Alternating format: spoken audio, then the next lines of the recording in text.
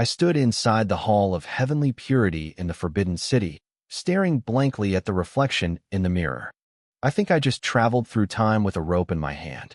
From the moment the memories flooded my brain, I felt a deep, skin-crawling unease. I looked at the dragon robes on my body and the winged crown on my head. I wasn't happy. I felt a wave of despair so heavy it made my eyes sting. God was playing a cruel joke on me. I finally got to experience time travel, and I ended up as Chongjin. Who was Chongjin? He was the last emperor of the Ming dynasty. He was the poster child for the ruler who tried the hardest only to lose everything. He was stubborn, paranoid, and completely clueless about how to actually lead. He personally escorted the Ming dynasty to its funeral.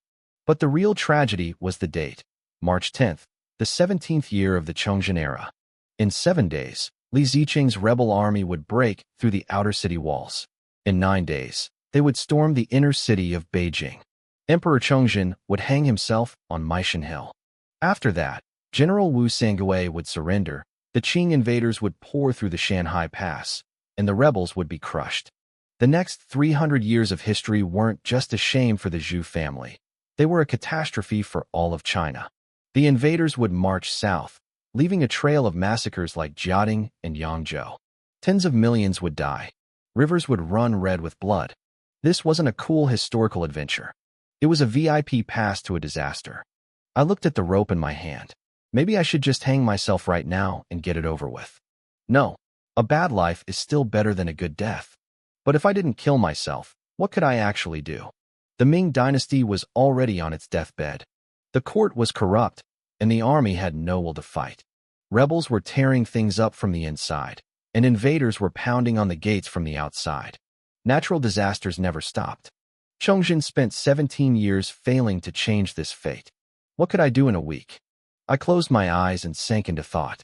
I don't know how much time passed, but eventually, the silence was broken. A eunuch in red robes came running into the hall. He hit the floor with a heavy thud, kneeling before me. Your Majesty, something terrible has happened. I slowly opened my eyes. This middle-aged man was Wang Qingjin. He was one of the few people the original Chongjin actually trusted. In history, after Chongjin hanged himself, this man took the emperor's body down, fixed his clothes, and then committed suicide right next to him. He was loyal to the core. Don't panic. Speak, I said. I tucked the rope I had brought with me behind my back. I wouldn't throw it away. I needed it to remind me of what would happen if I failed. Wang Qingjin's face was pale. His voice trembled. Yes, Your Majesty. There are 3 things. First, an urgent report from Xuanfu. The rebels broke through the city last night. They are heading straight for the capital. General Wang Chengyan has defected to the enemy. Governor Zhu Jifeng and Supervisor Du Sun have both committed suicide. Wang Qingjin paused. He looked at me, searching for a reaction, but I kept my face like stone. He continued. Second, Tang Tong has arrived with his troops to protect the capital. He and the Supervisor Du Zhiji are waiting outside the hall for your orders. Third, the governor of Tianjin, Feng Yuanyang, has sent a secret letter. Let me see it, I said. Wang Qingjin stayed on his knees and raised the letter above his head with both hands. I didn't grab it immediately. I sat there, thinking. Of these 3 things, one was bad, one was good, and one was somewhere in the middle. The bad news was Xuanfu. With that city gone, the only thing standing between Li Ziqing and Beijing was Jiyong Pass. There were fewer than 2,000 soldiers there. They wouldn't hold. The good news was the secret letter. I knew my history, and I already guessed what it said. I opened the envelope and scanned it. It was exactly as I thought. Feng Yuanyang knew the capital was doomed. He had prepared over 100 sea vessels and 1,000 elite soldiers at Tongzhou. He wanted me to flee south to Nanjing. As for Tang Tong coming to the rescue, that was the maybe news. Earlier this month, the original Chongjin had called for several generals to save the capital.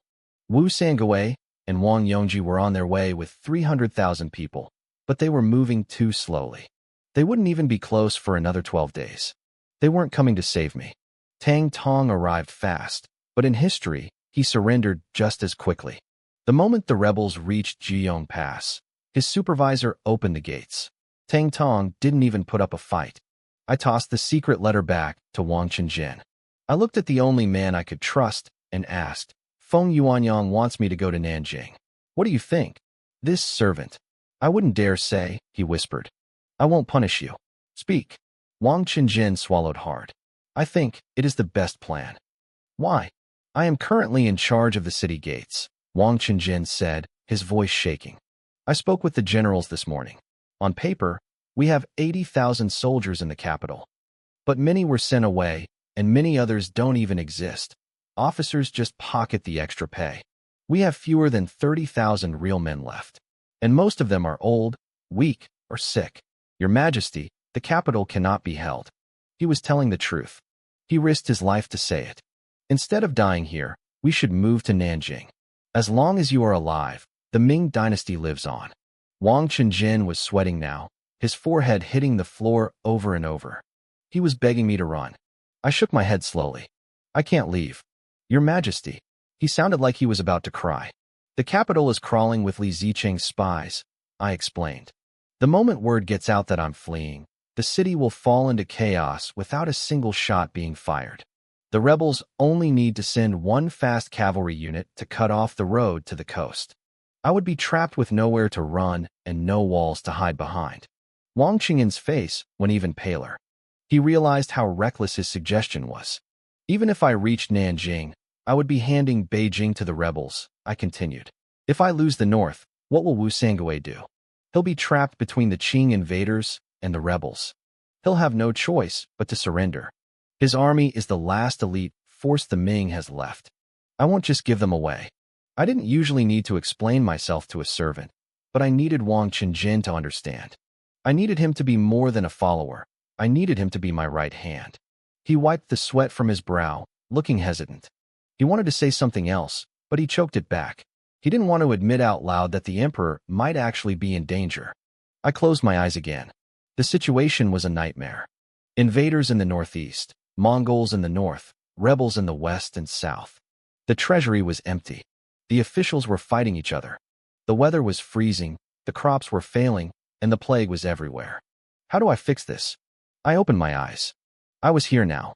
History had already changed. In the original timeline, Chongjin never even got that secret letter because he was so paranoid that no one dared to bring it to him. I had 1 week. 7 days until the walls came down. 7 days to change the fate of an empire. I stood up. "Wang Qingjin, get ready. I'm going to speak." Chongjin stood before the desk, his hands trembling as he dipped the brush into the ink. The silence of the Hall of Heavenly Purity was heavy, broken only by the distant, muffled sounds of panic from outside the palace walls. Wang Qingjin knelt behind him, his forehead pressed against the cold stone floor, his red robes pooling around him like a stain. The emperor looked at the blank paper, the weight of his ancestors' legacy pressing down on his shoulders. He knew that every word he wrote now would determine whether the Ming dynasty survived or vanished into the ashes of history. With a sharp, decisive movement, he began to write the secret decree to Feng Yuanyang. The brush danced across the paper, leaving behind bold, desperate strokes of black ink. Wang Qingjin looked up, his pale face streaked with tears and sweat, watching his master with a mixture of hope and terror. The flickering candlelight cast long, dancing shadows against the massive pillars of the hall. Chongjin finished the letter and pressed his imperial seal into the red wax, sealing the fate of the empire. He handed the letter to Wang Qingjin and whispered, "You're going to write."